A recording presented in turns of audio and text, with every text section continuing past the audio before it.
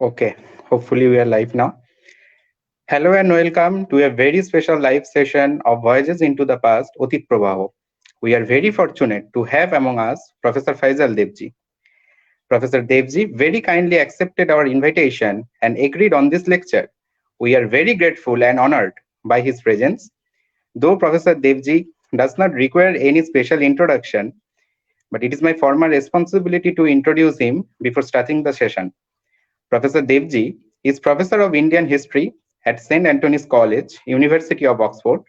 Professor Devji is the author of 4 books, namely Muslim Zion, Pakistan as a Political Idea, which was published in 2013, The Impossible India, Gandhi and the Temptation of Violence in 2012, The Terrorist in Search of Humanity, Militant Islam and Global Politics in 2009, Landscapes of Jihad, Militancy, Morality and Modernity in 2005. Professor Devji's academic interest is in Indian political thought and in modern Islam, dealing with the history of ethics and violence in the globalized world. He is interested in the role of ideas in history and development of political thought in modern South Asia. These interests have reflected in his work on Gandhi's theory and practice of non-violence and on the remaking of Muslim politics from the late 19th century into the middle of the 20th century. Today, he is going to speak on the topic titled Gandhis Silence. So without further ado, over to you, sir. Thank you very much, Arithro. It's a pleasure to speak to you and your audience today. Let me just begin. Democracy is generally linked with voice, speech, and communication, just as tyranny is defined by silence and obedience. Yet silence also lies at the heart of freedom, represented in democratic practice by the secret ballot. As an institutional form, the secret ballot is meant to guarantee the voter's anonymity as well as his liberty from the undue influence of external forces. But it possesses another dimension as well, one which has to do with the coincidental character of the democratic majority. If such majorities are to reflect anything more than the identity, organization, and prejudice of the largest or most powerful social groups, they must be composed of voters who have arrived at their decisions independently and so in silence. Democratic majorities are constituted by a logic of coincidence, with the general will understood as a statistical average rather than a social identity. Its legitimacy depends upon this will, representing the decisions of a range of social identities brought together for a number of sometimes incommensurable reasons. However far the working of elections falls from this logic, it remains the only justification for democracy as a political form. But this means the voice, speech, and communication that makes democracy possible can also endanger it by unduly influencing voters. Their decisions are then deprived of autonomy and integrity far more insidiously than through bribery or threats, with the elimination or ritualization of silence destroying the individual's very capacity for freedom. So basically, the paradox here is that democracy, which we think of as being defined by voice and speech, in fact, requires silence for its operation. At issue is the character of political debate as a kind of rehearsed conversation, one in which social identities and passions are mobilized to prevent the formation of a statistical average by way of silent, solitary, and even ignorant decisions. While under ideal conditions, such interests are meant to cancel each other out precisely in order to produce such an average, their institutionalization in political parties accomplishes the opposite. It is not social identities that are themselves problematic, but rather the party structure that appropriates them to create collective passions. For the political party produces pre-digested arguments and talking points in which individual reasoning is not only set aside for its voters, but actively forbidden among their representatives as well. Now, how might the individual freedom upon which democracy depends be protected from its collective form? In an essay of 1943 titled On the Abolition of All Political Parties, Simone Weil took Rousseau at his word in arguing that parties undercut the basis of democracy by eliminating the silence within which individual freedom is alone possible. Quite apart from giving voice to collective passions that replace the general will by a social majority, the party's polemical structure entails its unconcern with the truth, justice, or goodness that the individual conscience is meant to deliberate in the public interest. Its constant competition against rivals means that the party turns all such ends into means to augment its own power in a desire for growth that knows no limits because it acknowledges no other end. Whale claimed that under these conditions, even the truth offered by political ideology is subordinated to the party's desire for limitless expansion and becomes incidental to it. Truth, justice, and goodness are thus removed from political decisions even as ideals. This puts all those involved with them into various degrees of mendacity and bad faith.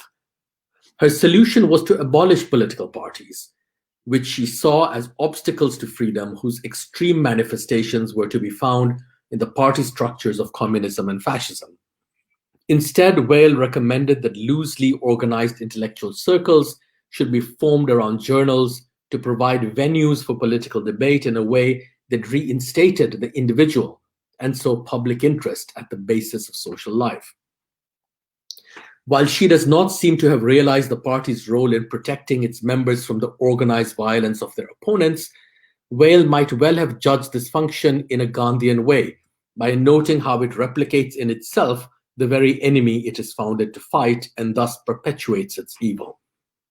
Remarkably like him in her focus on nonviolence, manual labor, fasting, and truth as a form of divine grace incalculable in its distance from all instrumentality, Whale was also preceded by Gandhi as a critic of democratic institutions. In his manifesto of 1909 entitled Hind Swaraj or Indian Home Rule, Gandhi inveighed against parliamentary democracy, famously describing the so-called mother of parliaments in Westminster as a sterile woman and a prostitute. With these patriarchal metaphors, Gandhi sought to describe the way in which parliament operated only with the spur of outside pressure, indifferent as to whether this took the form of popular demands or the blandishments of a wealthy few. At the same time, it was placed under the control of changing masters in the shape of the prime minister and his cabinet, who bought loyalty by the inducements of wealth, honors, and influence.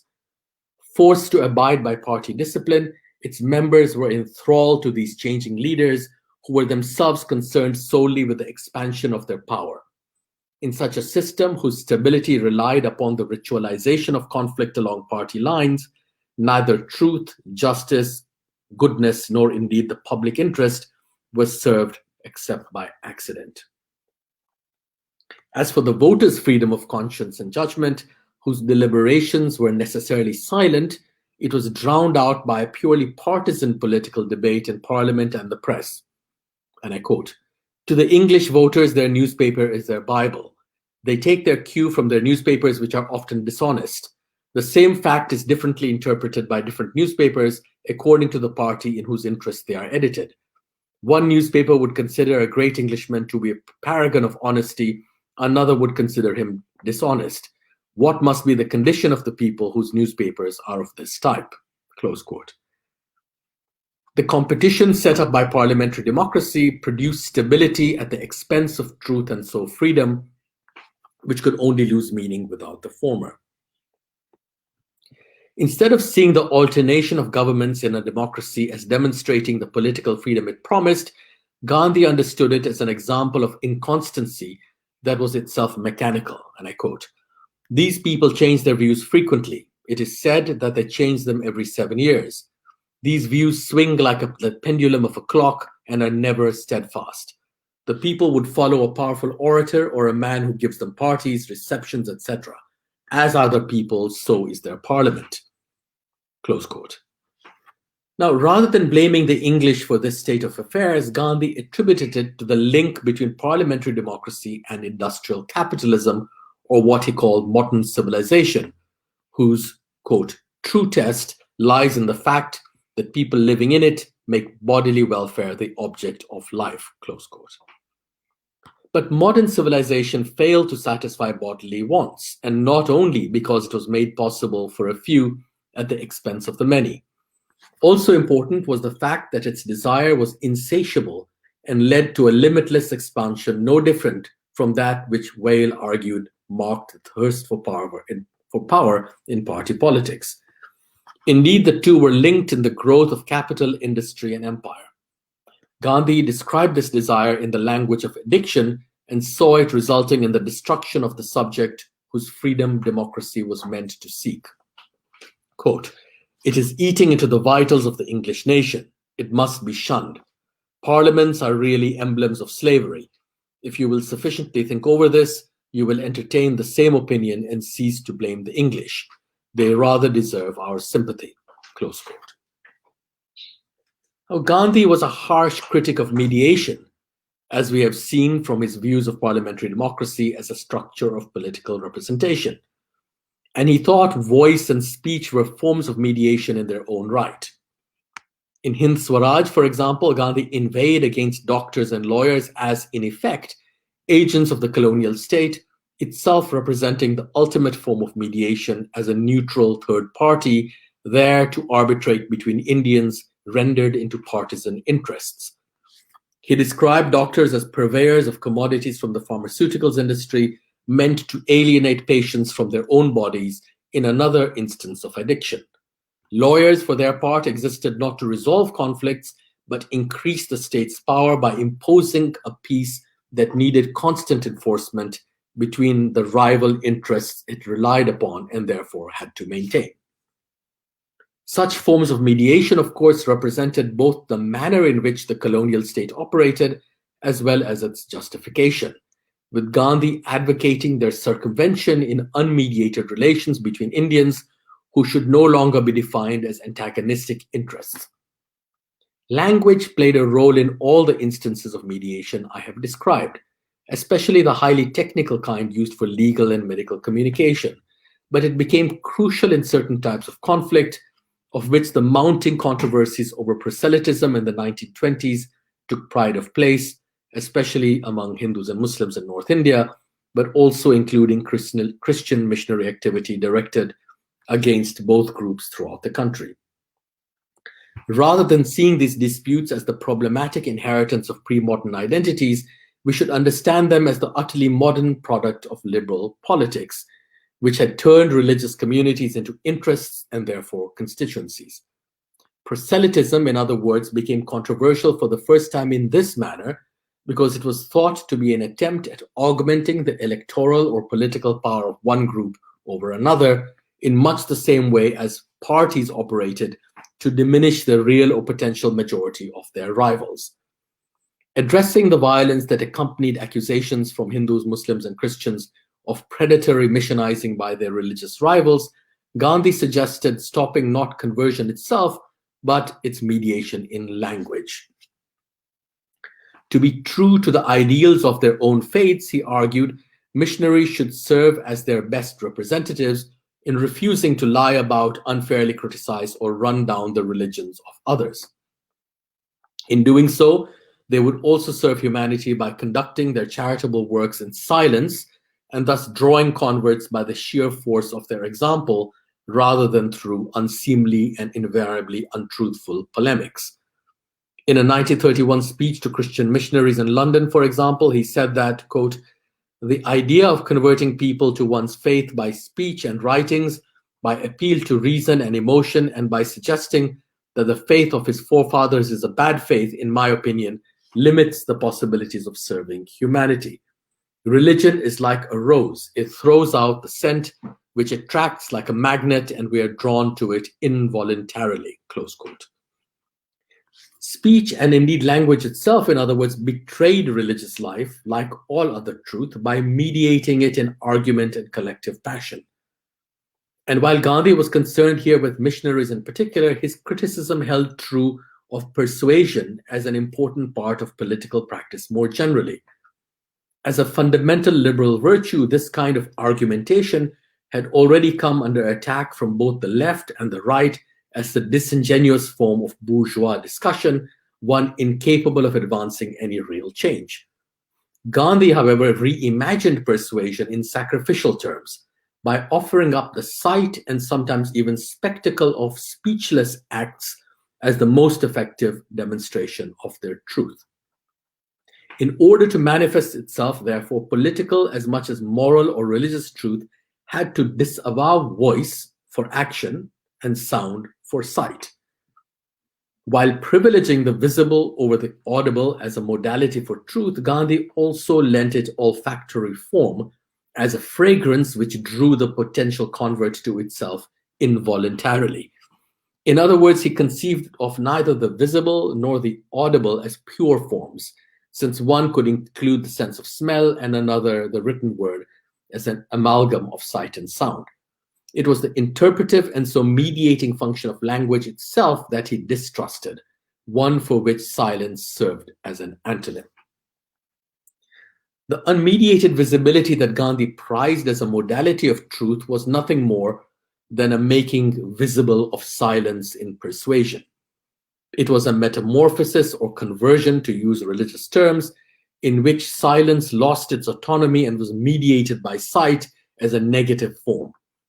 And while this logic seems to countermand Gandhi's emphasis on unmediated relations, it does conform to his propensity for negative forms more generally, of which non-violence, non-possession, and non-cooperation are the most famous. Unlike the kind of mediation that characterized the colonial state, which produced rival interests as positive forms requiring arbitration, silence mediated by sight renounced all positivity and could only be known by its absence as something that was both inaudible and invisible. Silence allowed for unmediated relations because of its doubly negated form.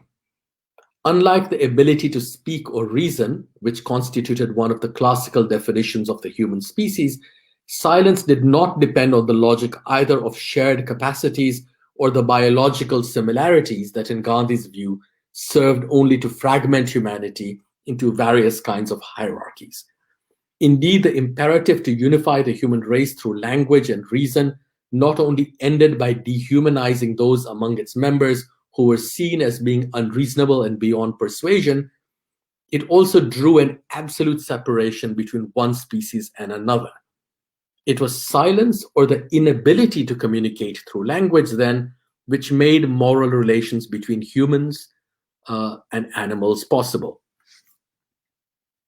The context for Gandhi's reflections on interspecies relations was provided in his time by the violent controversies between Hindus and Muslims over cow slaughter. Grappling with these conflicts, Gandhi sought to expand and reinterpret the Hindu injunction to protect cattle, not only to human but all animal life. He saw in cow protection humanity's effort to go beyond itself, and in a 1921 article in his journal Young India, emphasized the unilateral and voiceless character of this demand. Quote, "The appeal of the lower order of creation is all the more forcible because it is speechless."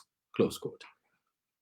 Without either identifying animal with human life or requiring the kind of contractual reciprocity in their relations that was strangely expected among human beings, Gandhi based them on the very absence of similarity and similitude. As with his views on conversion, which we have seen turn out to be about the problem of liberal persuasion more generally, Gandhi's understanding of cow protection was also about the liberal values of reciprocity and contract.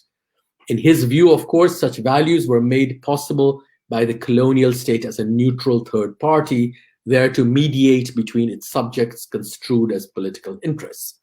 But as we have seen, Gandhi thought these relations to be unworkable and deeply violent in the hierarchies they set up. He was fascinated by what moral and so political relations might look like if they were not founded in what he thought was the transient and unequal agreement of a contract. The controversies over cow slaughter allowed Gandhi to imagine relationships unmediated by language in another way. In an article of 1924 in Young India, he came close to attributing language to the cow. Quote, "The cow is the purest type of subhuman life. She pleads before us on behalf of the whole of the subhuman species for justice to it, at the hands of man, the first among all that lives. She seems to speak to us through her eyes. You are not appointed over us to kill us and eat our flesh or otherwise ill-treat us, but to be our friend and guardian, close quote. Yet crucial here is the fact that this appeal is not only voiceless, but unknowable, and thus calls for the unilateral interpretation and moral judgment of human beings. Inevitable in the relations between species, Gandhi thought that relations among human beings too should be marked by an acknowledgement of their fundamental incommunicability and therefore silence.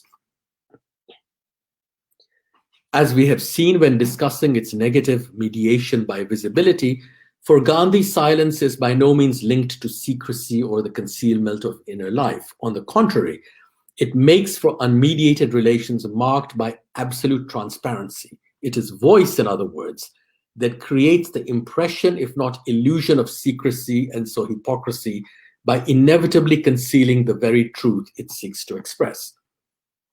While Simone Weil was concerned with protecting the inner life from collective passions and rehearsed speech, then Gandhi seemed at first glance to want to expose this fundamentally silent life by rescuing it from the mediation of voice. But a closer look reveals that his attitude towards the inner life was nominalist or premised upon its radical ignorance of an invariably external and therefore divine truth. Gandhi was concerned not only by the kind of noise that overwhelmed the moral as well as political subject from the outside, but equally with protecting the inner life from the random or uncontrolled thoughts and fantasies that threatened to undo it from within.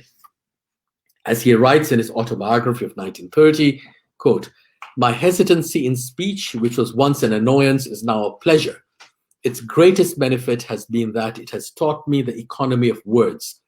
I have naturally formed the habit of restraining my thoughts, and I can now give myself the certificate that a thoughtless word hardly ever escapes my tongue or pen," close quote. And this also meant defending the subject's outer world from its inner conflicts. Gandhi's weekly days of silence represented this dual form of preservation, both of the subject and against it, which he describes frequently in passages such as this, quote, "Experience has taught me that silence is part of the spiritual discipline of a votary of truth. Proneness to exaggerate, to suppress or modify the truth, wittingly or unwittingly, is a natural weakness of man, and silence is necessary in order to surmount it," close quote. In effect, the inner life and its outer world were inextricably connected to one another, with neither able to claim autonomy for itself. The subject's freedom, therefore, had to be continuously disciplined so as not to become self-possessed, while at the same time being protected from the noise of external mediation. Silence functioned, in other words, as a double-edged sword, one that made the truth visible outside and even against the subject as much as for it. What kind of selfhood did this entail, and how might we understand the freedom of its inner life? Perhaps we can find out by looking at Gandhi's autobiography. Reading through the book, one is also struck by how anti-psychological it is. Gandhi does not appear to be very interested in motives or intentions, whether his own or those of others, and in some sense his narrative can be read as the account of a purely external and even accidental causality. The confessional element in the text has deluded readers into mistaking it for a narrative of Gandhi's inner life rather than an act of ritual exposure. As part of his attempt to de-individualize the moral actor, Gandhi not only rejected an inner life for himself by refusing all privacy, he also sought to destroy the ego so as to have it replaced by the truth that for him was entirely external, objective, and so divine. While some of this truth might be known, other parts of it could neither be concealed nor communicated. As he says, quote, "There are some things which are known only to oneself and one's maker. These are clearly incommunicable. The experiments I am about to relate are not such," close quote. The ignorance, or rather incommunicability, and therefore silence at the heart of the autobiography turns many of Gandhi's biographical anecdotes into fortuitous ones. His escape from various moral dangers attributed to causes whose very externality makes them providential rather than intentional. Here, for instance, is his commentary on an awkward experience with a prostitute as a young man.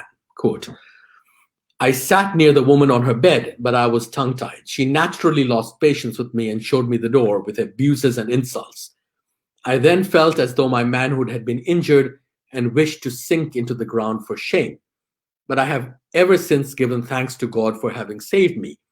I can recall 4 more similar incidents in my life, and in most of them, my good fortune, rather than any effort on my part, saved me. Close quote. If Gandhi is so intent on the externality of truth, it is because he understands that we cannot be fully cognizant of all the factors that go into the making of any act. Sexual knowledge, for instance, he attributes to the incommunicable memory of a previous life, saying of his first experience of it that, quote, the impressions of the former birth are potent enough to make all coaching superfluous, close quote. He also rejects knowledge and so its voicing and communication as a criterion of moral action on egalitarian grounds, for this would turn the wealthy, powerful, and educated into the most moral of agents. The autobiography is replete with instances of the unknowable in statements like, quote, we can also see that judging a man from his outward act is no more than a doubtful inference, inasmuch as it's based on insufficient data, close quote. Because a man's inner life was not apprehensible to the outside observer, he had to be dealt with on the basis of what we might call radical ignorance. Gandhi is ignorant of his own wife's inner life, saying that, quote, Kasturba herself does not perhaps know whether she has any ideals independently of me. It is likely that many of my doings have not her approval even today. We never discuss them. I see no good in discussing them, close quote. And he also expresses ignorance of his own motives.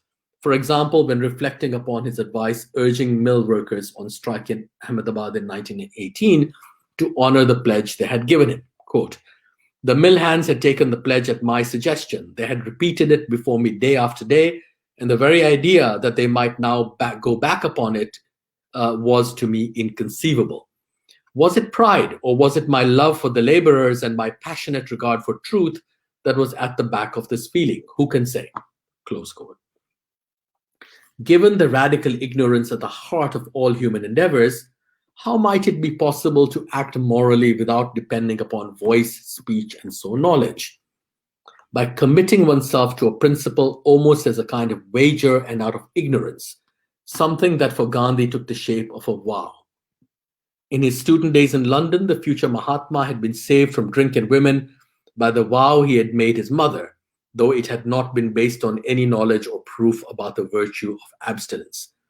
And in South Africa, Gandhi had justified wearing a charm put around his neck by his mother for no other reason than another such vow, which he describes in a conversation with a Quaker friend who was urging him to discard it. I quote, he saw around my neck the Vaishnava necklace of Tulsi beads. He thought it to be superstition and was pained by it. This superstition does not become you. Come, let me break the necklace. No, you will not. It is a sacred gift from my mother. But do you believe in it? I do not know its mysterious significance. I do not think I should come to harm if I did not wear it. But I cannot, without sufficient reason, give up a necklace that she put around my neck out of love and in the conviction that it would be conducive to my welfare. When, with the passage of time, it wears away and breaks of its own accord, I shall have no desire to get a new one. But this necklace cannot be broken. Close quote. The vow, then, was in some sense arbitrary, but saved from self-indulgence by its permanent and sacrificial character. It compelled moral action by a decision that might well produce its proof in subsequent experience, but was initially baseless. Quote, the importance of vows grew upon me more clearly than ever before. I realized that a vow, far from closing the door to real freedom, opened it. Up to this time, I had not met with success because the will had been lacking, because I had had no faith in myself, no faith in the grace of God, and therefore my mind had been tossed on the boisterous sea of doubt. I believe in effort. I do not want to bind myself with vows is the mentality of weakness and betrays a subtle desire for the thing to be avoided, or where can be the difficulty in making a final decision. Close quote. The subtle desire Gandhi refers to in the quotation above shows that he was not unaware of the complex motivations of inner life, but the point was to allay these by resort to the world outside. Having turned himself into a moral agent by the purely external means of a vow, and in the absence either of knowledge or its communication, Gandhi was bound to deal with other moral actors in the same way. And he did so by ignoring their inner lives and taking them at their word, or rather testing them by it, and so forcing moral life to the surface in a kind of nominalism not unfamiliar to the lawyer in the Mahatma. Rather than revealing anything about the subject, then language was to be used against it as a kind of external force shaping or keeping it true to itself. It was deployed like legal testimony in some sense, but decidedly not so as to expose the subject's inner life and motivation. The familiar Gandhian aphorism, "My life is my message," may not actually have been uttered by him, but remains nevertheless true to the Mahatma's thought, since the message in question is conceived not as a verbal or written communication so much as the evidence provided by life itself. The message, in other words, has been deprived of its linguistic form and subordinated to or tested against the silent visibility of a life that Gandhi's autobiography is meant to do little more than expose to scrutiny and judgment. Such an emptying out of the subject bewildered Gandhi's enemies, whose chief accusation against him has always been hypocrisy, with Churchill famously calling the Mahatma the world's most successful humbug. These enemies have, from Gandhi's own days to the present, been driven by an urge to find the inner motive or secret that informed his actions, refusing to lend his words or acts any credence in their own right. But because he took words at face value, however, the Mahatma, for his part, only asked his interlocutors to be true to them. This resulted in a competition where the one truest to himself might convert the rest by his integrity and without requiring any agreement as to aims and ideals, something we have already seen in Gandhi's views on proselytization. This made moral action a kind of wager, even if Gandhi thought that the true follower of nonviolence would always win. Yet it was not simply the inability to know as a kind of failure that defined Gandhi's morals, which would give them an entirely passive character. Instead, he saw the truth as being external in nature and therefore divine, because it could never be fully known. And the individual's task was to find this truth at the cost of his inner life, because it constituted his only reality and at the same time tied him to a world beyond himself. Quote, "I think it is wrong to expect certainties in this world, where all else but God, that is truth, is an uncertainty. All that appears and happens about and around us is uncertain, transient. But there is a supreme being hidden therein as a certainty, and one would be blessed if one could catch a glimpse of that certainty and hitch one's wagon to it." Close quote. The inner life of the moral self, in other words, cannot fully recognize the foreign reality of which it is constituted. But rather than serving as an example of the self's failure, the externality of this truth is in fact the only connection that the individual possesses with his neighbors as much as with God. One way of putting it would be to say that the Mahatma understands the subject as being determined by factors outside itself, and it is these that link it with other subjects and make social life possible. The possession of one's truth, therefore, takes the form of a dispossession. Quote, "The seeker after truth should be humbler than the dust. The world crushes the dust under its feet, but the seeker after truth should be so humble himself that even the dust could crush him. Only then, and not till then, will he have a glimpse of the truth." Close quote. Now, whatever inspiration this way of thinking may have drawn from ancient or medieval ideas of the religious life, far more crucial is the modern context in which Gandhi articulated it. Rather than some kind of uninterrupted tradition, the Mahatma's vision of moral selfhood was both produced by and deployed against the 19th century individualism that made autobiographies possible. In its Gujarati original, the title of Gandhi's book, rendered into English as "The Story of My Experiments with Truth," reads something like Truth's Experiments, Satyana Prayogo, in which it is not the Mahatma who is the subject, but instead truth. Rejecting the spirituality that emerged as a reaction against what used to be called bourgeois individualism only to reinforce it, Gandhi's autobiography audaciously seeks to tell the story of Truth's experiments with the self it both sustains and destroys. Now, what does all of this have to do with the link between silence and freedom with which I began this talk? Let us recall that Simone Weil had traced the ruination of democracy to its abandonment of ideals like truth, justice, and goodness. It was the externality of such ideals to the rehearsed speech of party politics that was crucial in limiting the latter's reach. The individual's freedom, in other words, was premised upon these ideals, which alone made political judgment in the public interest possible. They could be instrumentally deployed by parties backed by ascribed social identities, of course, but nevertheless represented ends in their own right, rather than power as a means turned into an end in the form of limitless desire. Abolishing political parties was Wales' way of preventing such an eventuality. While not going so far as to recommend the abolition of political parties, despite his severe criticism of parliamentary democracy, Gandhi also sought to reinforce the individual's moral agency, and he did so through the prescription of silence over speech. But rather than protecting the subject from outside influence and so reifying the individual as a purely autonomous being, silence here worked as a form of internal discipline that protected the outside world as well. It was meant, additionally, to open the individual up to the externality of truth, which in Gandhi's view was another name for God. And this implied that human beings were not brought together by any shared quality like speech and reason, nor a biological one like race or reproduction, but only in their openness to quite alien and metaphysical figures such as truth, justice, and goodness. To be workable, therefore, democracy required the existence of a subject outside or beyond its own loquacious logic. What became of words and voice in this vision? They were reduced to pure artifice and deprived of any authenticity in the revelation of a subject's inner truth. This did not stop communication, just as Gandhi did not cease to read and write during his days of silence, but it did displace and discipline speech as the privileged revelation of inner life.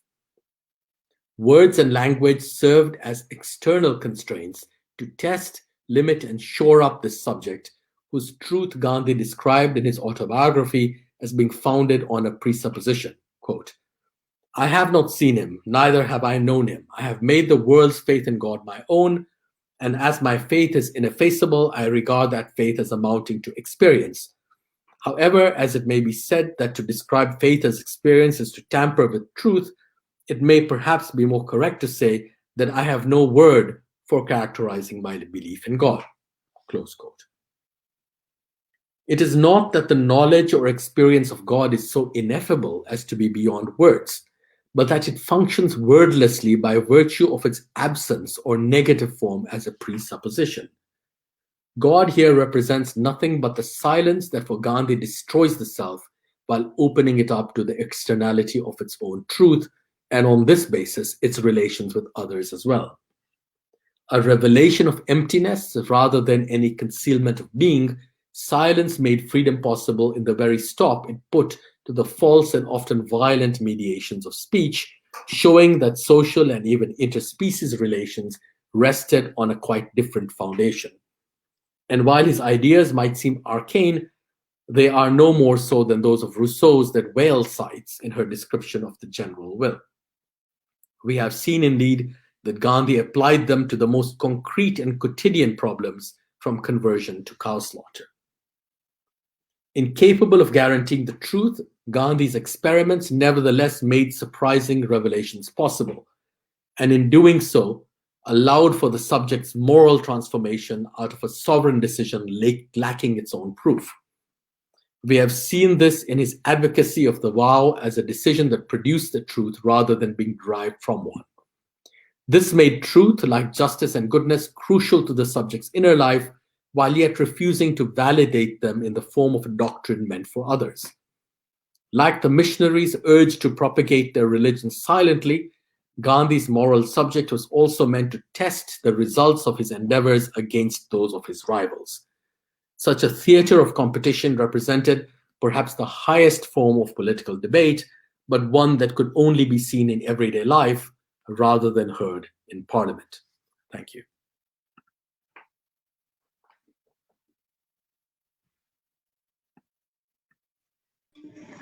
Thank you, sir. Thank you very much for this illuminating lecture. And now we should move forward to the questions of the audience.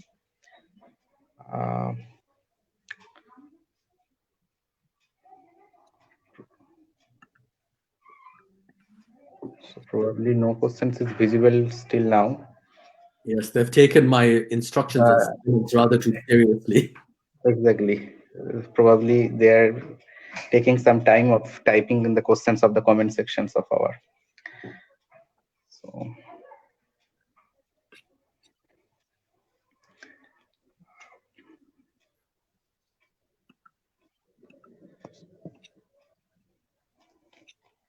Or perhaps it didn't make that much sense. We won't know until they ask. No, there is no question still now. Probably. I am requesting you, if you have any questions, you can ask these in this comment section. Professor Devji will address your question.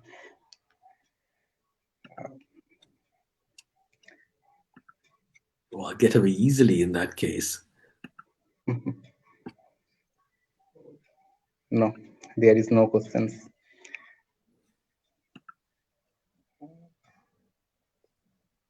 Where can I see the? Can I see a list of the participants?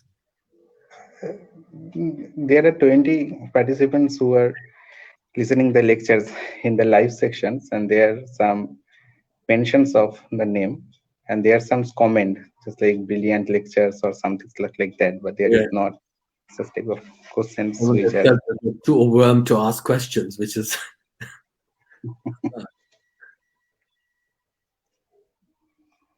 there is this type of talk and comment section such as comments.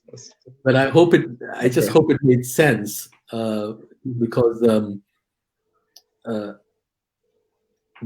I wasn't sure whether the connection I was trying to make between the initial part of the talk on democracy and parliament on the one hand, and the second bit, which is on Gandhi's views of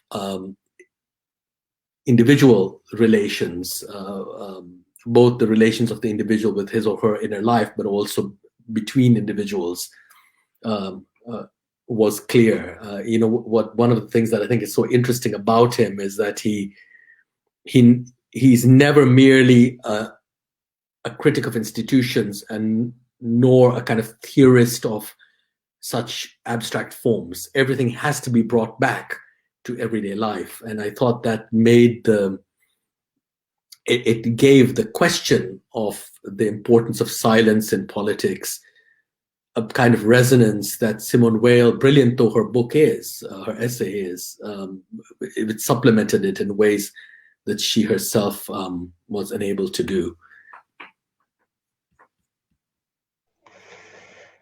Thank you, sir. So, no, there is no question still visible from the audiences. So, we'll move forward at the end of the session. But I have a question to you that how would you like to put your theorization to view the larger process of Indian society, and how you can connect this to Gandhi's Rebellions or Gandhi's Silence with it? Well, as I tried to suggest in my talk, and this is something Gandhi does routinely. He never, to my knowledge, he never expresses himself on any subject without making sure that he references the everyday lives of people. Every question becomes a question of everyday life.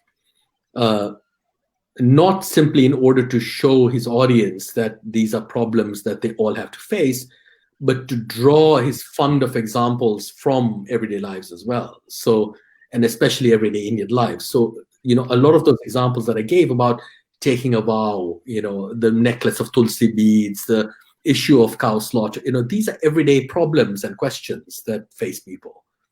And so he's working through them. So they have a very deep connection to Indian social realities. Nothing is ever purely abstract for Gandhi.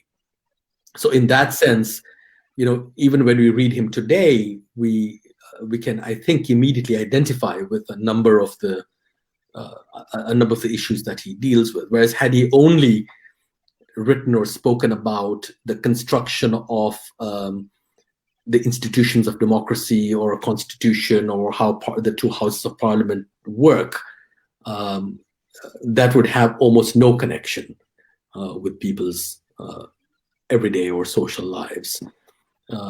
So I do think that, and this is a very deliberate act, he never speaks in purely abstract terms. You might recall, even in the quotations that I read out, even when he's writing or speaking about God, which you would think is a highly personal thing to do,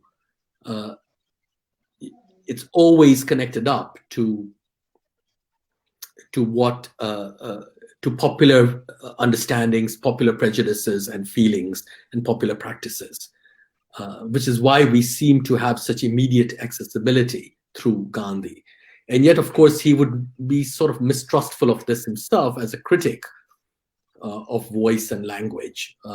So, there is a kind of potential contradiction or embarrassment there. That the man who is so critical of language and voice nevertheless spoke and wrote so much. So he's part of the system that he distrusts. He necessarily has to be. But he departs from it at the same time. So the days of silence, the weekly days of silence, again, this kind of Maunvrat phenomenon, which is something everyone in Indian society understands because it's part of the practice of many people. He takes something perfectly familiar and transforms it into a political and indeed modern theoretical issue, into a principled issue, which has meaning for democracy. But it is never simply an alternative, because it's always a question of going back and forth between the world of language and the world of silence. It's a weekly day of silence, after all. He has not taken a vow of silence forever. So it's the going back and forth, which I find interesting, and which allows, I think, Gandhi to use one against the other. One can cast light upon the other. Thank you, sir. There are several questions that have already come. One is from Taputi Sengupta, and she is asking, maybe after listening to the talk a second time, some questions will come to my mind. That is, okay. Yes, ma'am, you can send this in the comment section. Don't worry, you can send this in this comment section. Another one is from Sohini Shaha, and she is asking that I was wanted to ask if we can see Gandhi's idea of silence not only related to the idea of non-communication or voice, but also relates to an idea of control, the idea of self-control linked to the control of senses related to the brahmacharya. Yes, that's exactly right. I entirely agree. But how Gandhi describes or defines brahmacharya is quite interesting. He sees it as a kind of form of, obviously a form of renunciation, but as a kind of, I'm trying to recall the English word he uses for it, which doesn't come to mind at the moment. But he uses it in a much more capacious sense than we tend to use it, as celibacy, obviously. So it's a form of self-limitation, but it's self-limitation not simply in a sacrificial mode, but rather in one that a form that does what I described silence as doing, which is why I think your question is entirely right, which is that it both protects the person doing it. The brahmachari, him or herself, is both protected by this self-limitation, but in doing so, it also protects others. So, it has this double edge.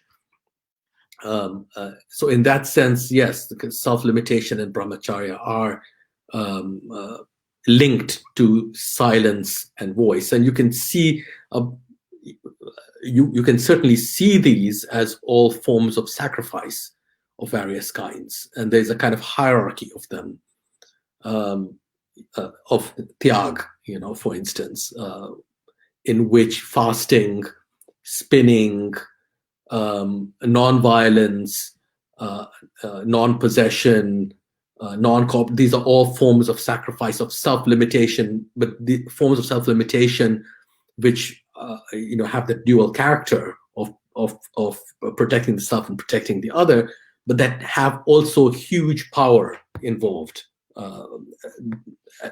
as part of their affect. The point of these forms of sacrifice is not simply withdrawal. It is a form of withdrawal that actually is transformative. And that is where he distinguishes both traditional ideas of brahmacharya, or indeed the advocacy of silence or withdrawal, from his vision of them. So for Gandhi, it is precisely withdrawal that changes everything. And it's typical of him that he counterposes the power of withdrawal to that of advancement, which is what we normally tend to think of when we think of political struggle. We always advance like an army advances. You advance to victory, you move forward. The terms that we use, progressive, etc., progress, and all the rest. And Gandhi deliberately, I think, does exactly the opposite. It's always withdrawal, not backward movement in that sense, but once you withdraw, you refuse to participate, you refuse to cooperate, you refuse to speak, you change the world. The world changes non-violently because of your withdrawal. Because, of course, he thinks that evil and violence occurs because we are complicit in it, because we participate in it.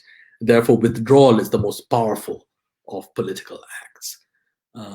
So yeah, the way he repackages these older, indeed ancient terms and makes them available for modern politics and modern thought is really fascinating, and there's a whole set of them.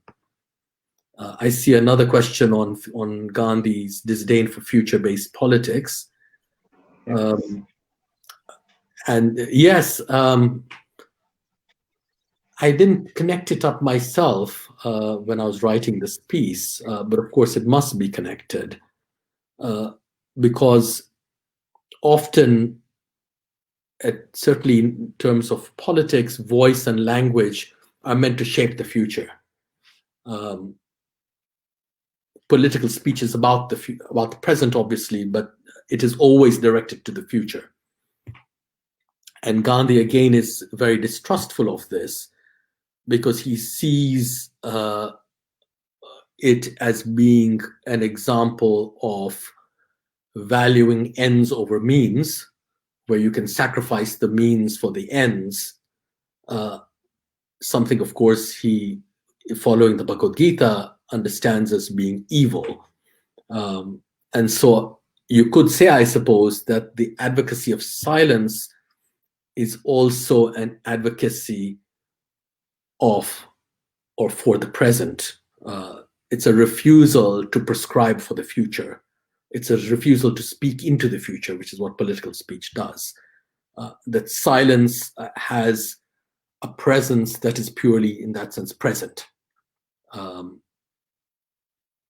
If it creates a future, it does so not instrumentally, but inadvertently by this process of withdrawal that I was describing earlier. By refusing to speak, you open up. By refusing to speak, you open up another kind of future. You evacuate the present and make it the the site of your moral action and political action. And doing so, you inadvertently, if you will, change the future without sacrificing means for ends.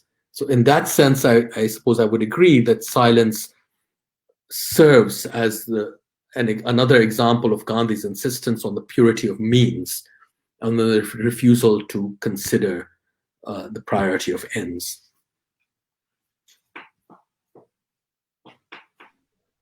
Okay, thank you, sir. There is no more questions. So we have come at the end of this session.